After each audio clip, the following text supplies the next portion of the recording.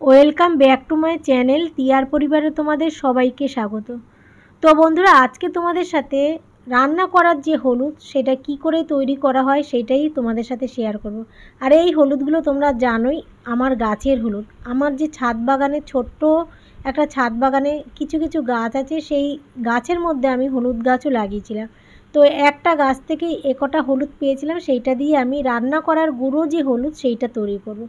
তো সেই যে হলুদগুলো আমি তুলেছিলাম, তোমরা দেখেছিলে, আমি ব্লগে শেয়ার করেছিলাম। সেই হলুদগুলো ভালো করে ধুয়েছি, ধুয়ে আমি সিদ্ধ করে নিয়েছি। এই যে দেখো, এটা কিন্তু সিদ্ধ করা হলুদ।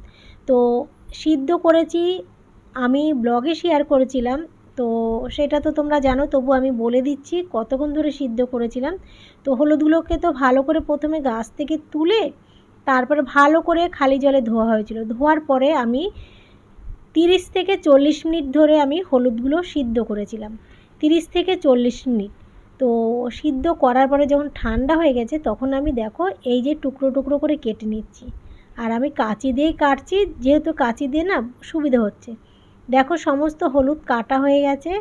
আর এটা কাটলাম কারণ হচ্ছে সামান্য কিছু হলুদ তো মিক্সি মেশিনেই দেবো। মিক্সি মেশিনে দিলে তাহলে অসুবিধা হবে না। আর বেশি সংখ্যক যদি হতো না কাটলেও চলতো, যেহেতু মিক্সি মেশিনে দেবো, গোটা গোটা থাকলে মিক্সি মেশিনটা ভেঙে যাওয়ার ভয় আছে, এই জন্য আমি পিস পিস করে নিয়েছি। তো পিস পিস নিয়ে করে নেওয়ার পরে সোজা নিয়ে চলে এসেছি ছাদে। আর একটা পরিষ্কার জায়গায় আমি মিলে দিয়েছি, ছড়িয়ে ছড়িয়ে মিলে দিলাম। আর এই যে চালের যে বস্তা, এটা কিন্তু পরিষ্কার চালের বস্তা। তো বেশ রোদ্দুর আছে, এই সময় খুব রোদ্দুর। আর এখন কয়েকদিন ধরে আমি এটাকে শুকিয়ে নেব।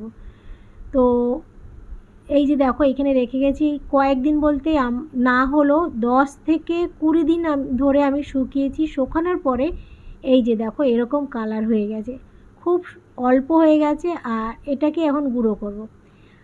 আর এই যে মিক্সি জারও রেডি করে রেখেছিলাম, এটার মধ্যে সমস্ত একসাথে দিয়ে দিলাম। তো যেহেতু মিক্সি জারে দেবো, এই জন্যই এই হলুদগুলো টুকরো টুকরো করেছিলাম। আর গোটা গোটা থাকলে না মিক্সি মেশিনটা ভেঙে যেত, মানে এই যে ভেতরের যে পার্টসগুলো, এই যে জারের যে পার্টসটা, ওটা ভেঙে যায়, নয়তো ভেতরের মেশিন খারাপ হয়ে যায়। তো এই জন্য টুকরো টুকরো করতেই লাগতো। এখন গুঁড়ো করছি।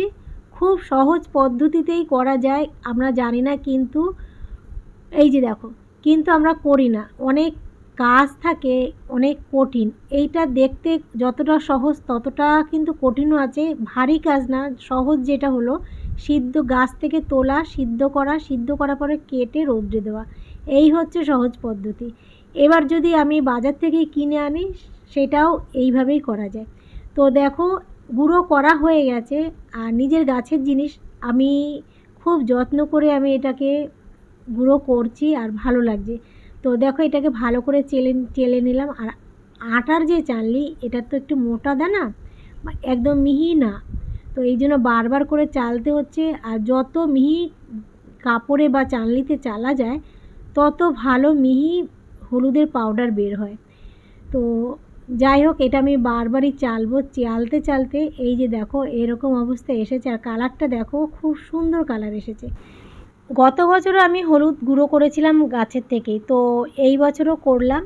আর খুবই, একবার জানা হয়ে গেলে খুবই সহজ লাগে। প্রথম বছর যখন করেছিলাম খুব কঠিন লেগেছিল, কিন্তু এখন যেহেতু আমি হলুদ কী করে তৈরি করতে লাগে, গুঁড়ো হলুদ কী করে তৈরি করতে লাগে সেটা জেনে গেছি, এখন আমার কাছে আর অতটা কঠিন লাগে না।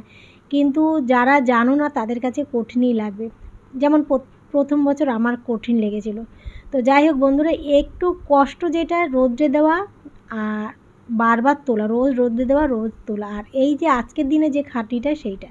তো এই যে বারবার করে চালছি, চালতে চালতে চালতে একদম মিহি পাউডার যখন হচ্ছে, তখন আমি রেখে দিচ্ছি। আর এইটা দেখো এখনও সুজির যে দানা, সেই সুজির দানার মতন রয়েছে। এইগুলোকে যদি একটা কাপড়ে, একদম সুতির যে কাপড়, সেই কাপড়ে যদি চালা হয় তাহলে আরও মিহি হয়। তো আমার কাছে সেই কাপড়ও আছে, আমি পরে আবার চেলে নেব, কিন্তু তোমাদের সেটা আর দেখাইনি। তো হঠাৎ করে আমি একটা ওড়না, ধোয়া ওড়না পেয়েছিলাম, সেটা আমি পরে করে নিয়েছি।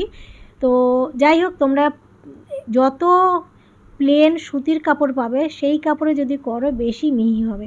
তো আমি পরে করেই নিয়েছিলাম। এটা কিন্তু একটু দানা দানা রয়েছে।